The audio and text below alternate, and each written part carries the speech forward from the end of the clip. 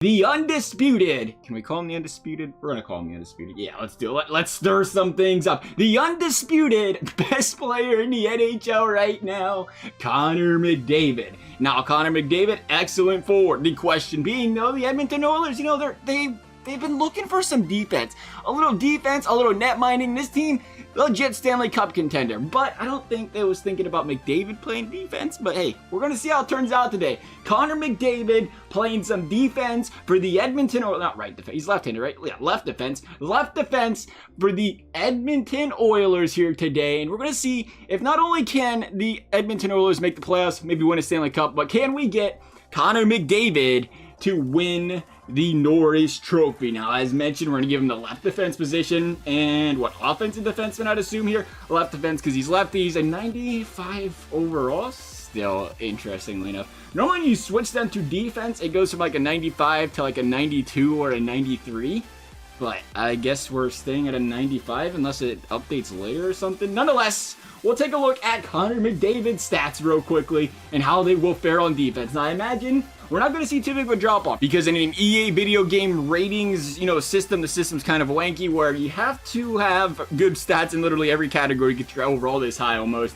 So you're almost forced to take forwards if you want to have 95 and give them good defensive stats. As McDavid here has 83 shot block, which is, decent, and 93 in defensive awareness. So he's rocking that, that elite defenseman defensive awareness because that's the only way you get his overall this high in this game until, NHL 30 or so when EA goes out there and, fix the rating system to where, offensive players and defense, whatever it fluctuates. So, until then, which, not too far away from now. When we get that, we'll have that taken care of. But nonetheless, we'll plug elite defenseman Connor McDavid into the Edmonton Oilers lineup here real quick and see what this Oilers team looks like. Here we are. Leon Draisaitl, Ryan Nugent-Hopkins, Yamamoto. Now, in the first line, I'm looking at this. I'm thinking we're going to put Nuge on the second line, right? I think that's where he's got to go.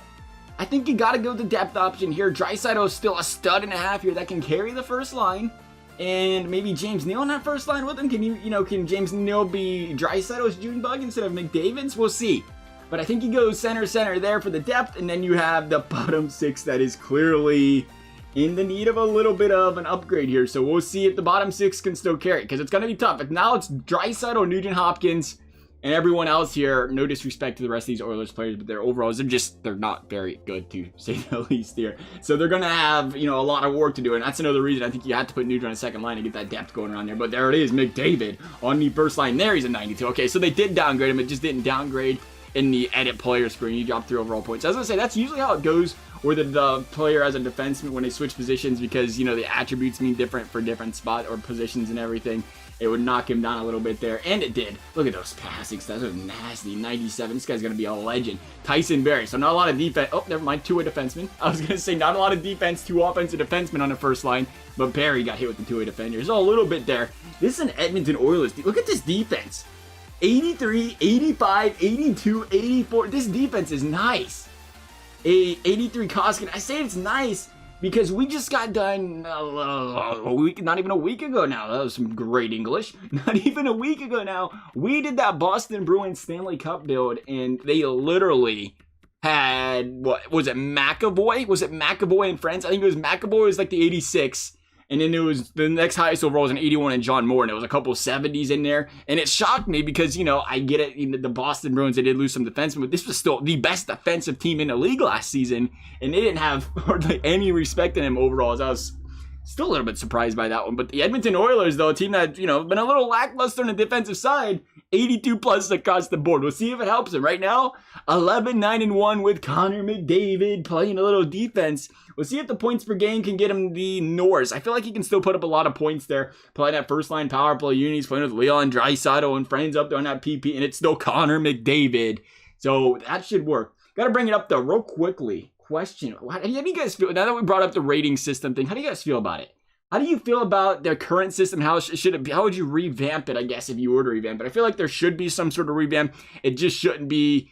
There's a lot of guys you're forced to give them good stats. You're forced to give a guy that doesn't block shots or doesn't hit or body check and stuff. You're forced to put them in the 80s, 70s to get their overall high enough. As opposed to, like I was a Quinn Hughes last year, the guy had 7 hits. Why should his body checking be anything over like a 50, And you got, just being honest, looking at other games and the way you can balance stuff like that out. But in this game, you're kind of forced to give players, a high enough overall in every one of those categories, or they don't get the proper overall. So I don't know how you would do it. Would you do like a defensive awareness, a defender defensive awareness, and then like a forward defensive awareness, and then a forward or a defenseman offensive, stuff like that would try to separate them from each position. So if you were to switch them to defense or switch them to offense, they would go out and, they'd play like that in their proper position, as opposed to going out there and, like McDavid here, he's got a first line and probably kill it, because even though it's McDavid, who's a forward and a skater and everything, he's a good player, though. I mean, he's going to probably play great defensively either way. You don't really have that separation. Oh, no, Draisaitl led the team in points. Get out of here, Connor McDavid. Where's Mickey D? 75 points. All right, close. 56 goals, or 50, that'd be a good season for a defender, 56 goals. 56 assists, 19 goals out of Connor McDavid. +1, so he just barely got above in the +1 there did Connor McDavid. 75 points, though.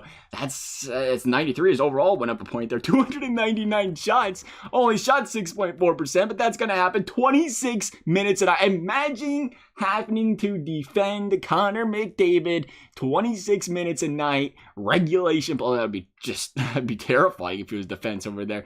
A good season out of Connor McDavid and friends. I did not see how the Edmonton Oilers did. 45 points. A good season by them as well. Third place in the division. 100 points. 45 wins. 27 losses. 3.13 goals for per game. Opposed to 2.85 goals against. So the defense was solid. As a solid defense, we're going to go ahead and finish up this Edmonton Oilers season here and see what they do. We're more worried about if McDavid can bring home a Norris. At 75 points, I want to think he was pretty close. I feel like that was the thing. We'll take a look at the league stats here real quick after we finish up this, before we jump into the award and take a look. Oh, see you later, Edmonton. McDavid on defense was not the secret to success, apparently. They go on first round. Arizona Coyotes say, see you later. And the San Jose Sharks, without their first round pick this year, and all, said don't worry about it. We're bouncing back next year, and we're winning the Stanley Cup. Good for the San Jose Sharks there. As for these Edmonton Oilers, we're going to take a look real quick. As mentioned, how did McDavid compare to the rest of the defense in the league this year as far as points are concerned? 70, that's our team. Great, good for you, McDavid. You led the team in points. That would have been, or a defenseman. That'd be a concern if McDavid got outpointed by Clefbaum. Clefbaum, solid guy. Oh no, John Carlson had 76. Mickey D's, we're going to have to pray those goals mean something. And the fact that you got out ±21 to 1 there. It was tough for you there, Connor McDavid. Did you beat him in any other category? Shots you did better? Yeah, oh man, Carlson even had 3 more seconds time on ice per game. Mickey D's, what are you doing? 38 takeaways, not as good. 48 giveaways, way better on the giveaway department, though. Will they weigh that in? Because you got beat in the hit department for a defender. I don't think they're looking at the giveaways as much as they are the hits and blocks in EA's game here. We'll see, though. Giveaways are important. If you give it away, you get the puck away twice as much as McDavid. You know how many more scoring chances that is for the other team that McDavid did not allow? We'll see, though. Marner with the Art Ross. The Hart going to Marner as well. The James Norris going to Victor Hedman. Get out of here, Hedman. Get out of here, Victor Hedman. McDavid had to be close.